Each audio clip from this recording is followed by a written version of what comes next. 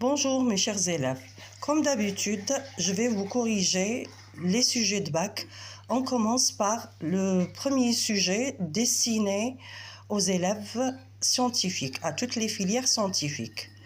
Ce qu'ils ont proposé dans cette année, en 2025, le premier sujet, c'est un texte, bien sûr, exhortatif, c'est-à-dire un appel.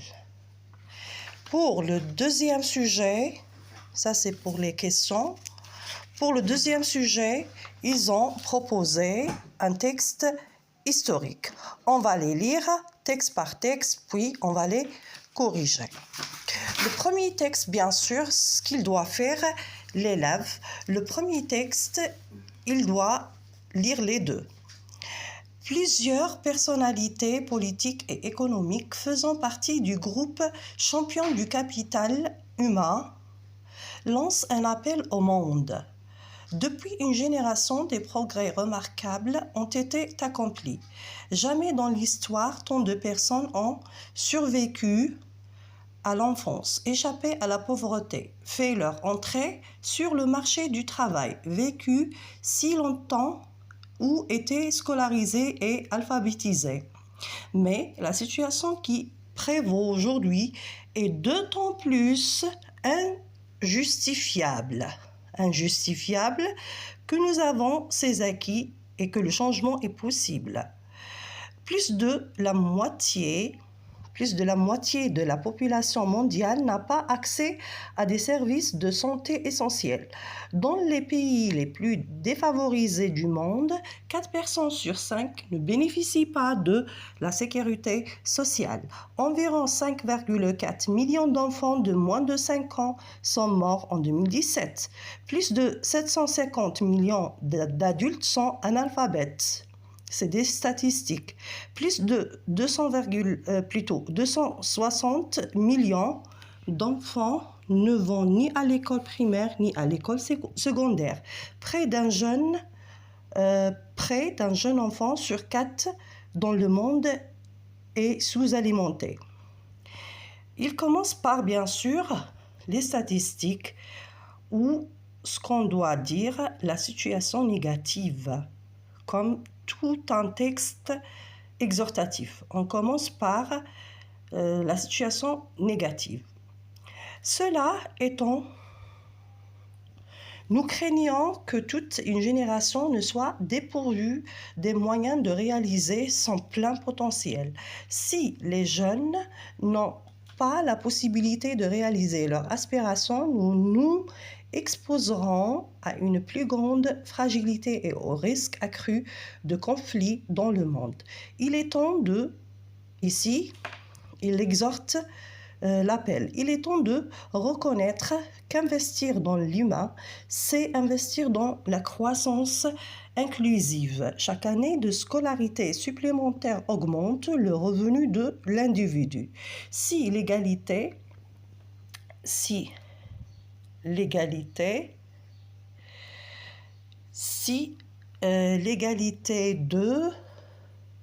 de rémunération était une réalité, la richesse du capital humain pourrait augmenter à l'échelle mondiale. Le message qui s'adresse aux pays, aux gouvernants et aux citoyens intéressés de notre monde interconnecté est clair. Si nous ne cherchons pas à accroître les investissements stratégiques dans l'humain, aujourd'hui, les États paieront plus tard un prix fort. Nous pouvons tirer parti de l'expérience du Vietnam où on a enregistré une amélioration spectaculaire des acquis scolaires en lecture, en mathématiques et en sciences. Nous espérons que le projet sur le capital humain nous incitera à nous engager résolument sur la voie qui mène à la réalisation des projets ou bien à la réalisation des objectifs de développement durable à l'horizon 2030. Nous vous invitons à vous tenir à nos côtés pour un accroissement des investissements dans l'humain. C'est de cette façon que nous pouvons transformer l'avenir des nations des familles et des générations dont les rêves n'ont d'égal que la volonté qu'elles ont de les réaliser. Champion du capital humain, bien sûr, c'est un texte tiré d'un site sur Internet. L'explication de croissance inclusive, c'est-à-dire la croissance économique qui profite à toutes les catégories de la société. Donc, j'essaye de vous expliquer un peu ce qui était cité dans ce texte. Bien sûr, l'appel, c'est un appel lancé par un groupe champion du capital humain. La lecture du texte, on l'a lu. La situation négative, depuis une génération, des progrès remarquables ont été accomplis. Ont été accomplis, mais toujours il y a des statistiques bien sûr négatives. Des enfants ont survécu à l'enfance, échappé à la pauvreté, fait leur entrée sur le marché du travail, scolarisés ou alphabétisés, mais ici, c'est le lancement de la situation négative malgré les progrès, bien sûr, accomplis. Mais la situation qui prévaut aujourd'hui est d'autant plus injustifiable que nous avons ces acquis et que le changement est possible. Plusieurs ne bénéficient pas de la sécurité sociale. Pourquoi? Plusieurs, ça c'est PLS, c'est plusieurs. Plusieurs d'enfants morts en 2017. Les analphabètes, ils ne vont ni à l'école primaire ni au secondaire, et la sous-alimentation. Donc, la solution, c'est investir dans l'humain, c'est investir dans la croissance inclusive. Bien sûr, on a vu l'explication du mot inclusive. Maintenant, on passe aux questions. Les questions, c'était des questions faciles. Si vous lisez très bien le texte, vous pouvez répondre. La première question, c'est par rapport au thème. La deuxième, l'appel lancé à qui exactement ou destiné à qui. Puis, la troisième question, c'est citer 3 acquis, investir dans l'humain, puis ne pas investir, et préciser à qui et à quoi par rapport au pronom proposé. La 8e question, si nous ne cherchons pas à accroître les investissements stratégiques dans l'humain, aujourd'hui, les États paieront plus tard un prix fort. Expliquez, bien sûr, répondez en 2 à 3 lignes quel serait ce prix fort à payer. Pour la production écrite, bien sûr, pour les scientifiques, c'est noté sur 6 points. Le premier sujet, c'est le compte-rendu objectif, et le deuxième sujet, à l'occasion de la fête de l'indépendance et de la jeunesse, le 5 juillet, le club Jeunes à venir organise un débat autour de la question « Les jeunes ont-ils un rôle à jouer dans le développement de leur pays ?» Pour y participer, rédigez un texte environ 150 mots dont vous défendez votre point de vue à ce sujet. Votre écrit sera publié sur la page Facebook. Bien sûr, ils ont demandé un texte argumentatif. Maintenant, on va voir les réponses.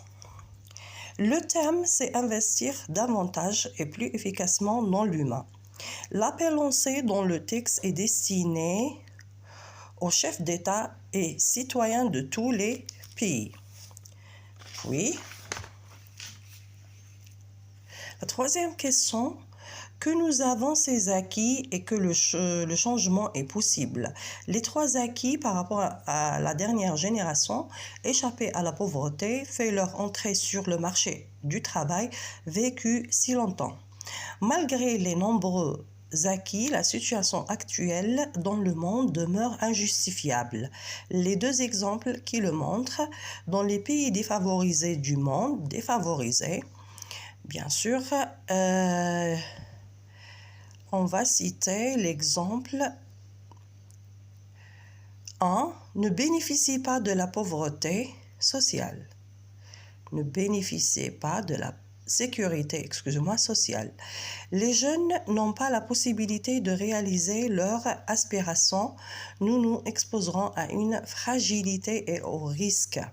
Ça, c'est par rapport aux exemples tirés, bien sûr, une situation actuelle dont le monde demeure injustifiable. Après, l'expression tirer parti de veut dire profiter de l'expérience du Vietnam. Classement, il y a investir dans l'humain et ne pas investir. Les expressions, bien sûr, amélioration des acquis scolaires, on est dans l'investir, augmentation du revenu de l'individu et réalisation des objectifs de développement durable. Puis, risquer de conflits dans le monde, exposition à une plus grande fragilité, éventuelle importante perte. Ça, c'est pour les expressions. Puis, nous, au pays, aux gouvernants et aux citoyens. Nous, le deuxième nous, c'est le groupe champion du capital. Elle, c'est par rapport aux nations et aux familles. Le prix fort à payer, bien sûr, on n'investit pas dans l'humain, on risque d'un affaiblissement dans tous les domaines et il va créer des problèmes et le peuple sera un peuple profane.